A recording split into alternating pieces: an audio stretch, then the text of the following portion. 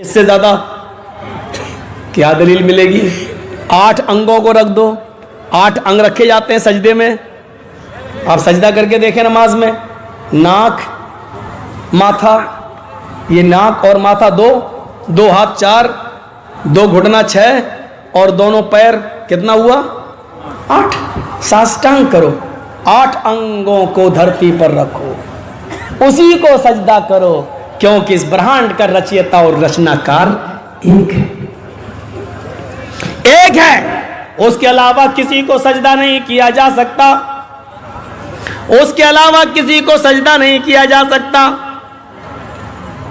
نہ کرشن کو، نہ رام کو، نہ ہنومان کو، اور نہ ہی کسی اور دیوی دیوتاؤں کو. اور اسی طریقے سے مسلمانوں میں نہ خواجہ معین الدین چشتی اجمیری کو، نہ غوث اعظم کو، نہ عبد القادر جیلانی بغدادی کو، نہ نظام الدین اولیاء کو، نہ بابا فرید گنج کو، کسی کو بھی سجدہ نہیں کیا جا سکتا ہے.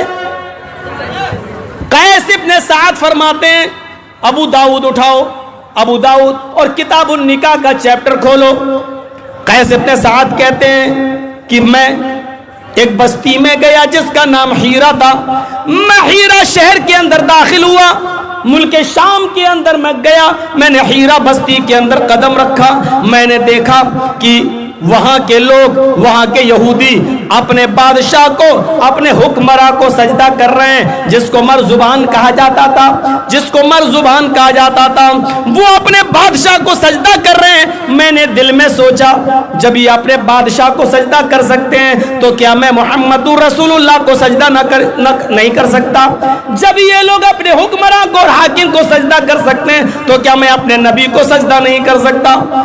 کہتے ہیں کہ میں بستی میں لوٹ کر آیا اور میں نے اللہ کے نبی صلی اللہ علیہ وسلم سے کہا، اے اللہ کے نبی، میں ہیرا گیا اور میں نے وہاں کے باشندوں کو دیکھا کہ وہ لوگ اپنے بادشاہ کو، مرزبان کو سجدہ کر رہے ہیں. آپ زیادہ حقدار ہیں کہ ہم آپ کو سجدہ کریں. آپ زیادہ حقدار ہیں کہ ہم آپ کو سجدہ کریں. آپ ہمیں اجازت دیجئے، جب یہودی اپنے بادشاہ کو سجدہ کر سکتے ہیں تو کیا ہم اللہ کے رسول کو سجدہ نہیں کر سکتے؟ کیا ہم اللہ کے پیغمبر کو سجدہ نہیں کر سکتے؟ تو اللہ کے نبی نے فرمایا، ہائے مرزبان، لو مررت بقبری اکنت تسجد لہ. ہائے مرزبان، کیا تم میری قبر کے پاس سے گزرو گے؟ کیا تم کبھی میری قبر کے پاس سے گزرو گے تو کیا اس کو سجدہ کرو گے؟ مرزبان نے کہا نہیں. اے اللہ کے نبی، آپ کی قبر کے پاس سے گزروں گا تو سجدہ کیوں کروں گا؟ نہیں میں نہیں کروں گا. آپ نے فرمایا، فلا تفعلوا، ایسا کرنا بھی نہیں، ایسا کرنا بھی نہیں. غور سے سنو، قیس ابن سعد اجازت مانگ رہے زندگی میں سجدہ کرنے کی. اے اللہ کے رسول، یہودی اپنے بادشاہ کو سجدہ کر سکتے تو کیا میں اپنے رسول کو نہیں؟ آپ مجھے اجازت دیجئے کہ میں آپ کو سجدہ کروں. تو اللہ کے رسول کیا کہہ رہے ہیں؟ کیا میری قبر کے پاس سے گزرو گے تو سجدہ کرو گے؟ وہ زندگی میں اجازت مانگ رہا ہے اور آپ اپنی قبر کے بارے میں کہہ رہے ہیں کیا میری قبر کے پاس سے گزرو گے تو سجدہ کرو گے؟ اس نے کہا نہیں. جانتے ہو قبر والا جواب کیوں دیا آپ نے؟ وہ تو اجازت مانگ رہا زندگی میں سجدہ کرنے کی، لیکن آپ نے کہا کیا میری قبر کے پاس سے گزرو گے تو سجدہ کرو گے؟ کہا نہیں. کیوں؟ آپ کو فکر قبر کی ہو گئی، کیونکہ زندگی میں تو کسی کی ہمت ہے ہی نہیں جو مجھے سجدہ کر لے. میری زندگی میں مجھے کون سجدہ کر سکتا ہے؟ اگر زندگی میں کوئی سجدہ کرے گا تو میں اس کو روک دوں گا. میں اپنی زندگی میں تو کسی قیمت پر سجدہ کرنے نہیں دوں گا. کسی کی ہمت بھی نہیں ہے جو مجھے میری زندگی میں سجدہ کرے.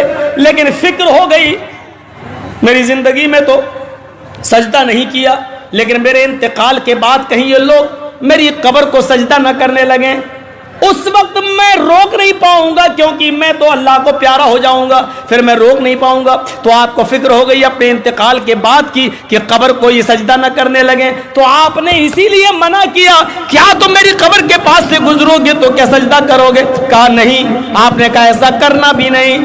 پھر آپ نے اپنی زندگی کے بارے میں بھی بتا دیا کہ تم مجھ سے زندگی میں سجدہ کرنے کی اجازت مانگ رہے ہو. ہاں، آپ نے فرمایا اللہ کے علاوہ اگر کسی غیر کو سجدہ کرنا جائز ہوتا تو میں عورتوں کو حکم دے دیتا کہ وہ اپنے شوہر کو سجدہ کریں، میں بیوی کو حکم دیتا کہ وہ اپنے شوہر کو سجدہ کریں.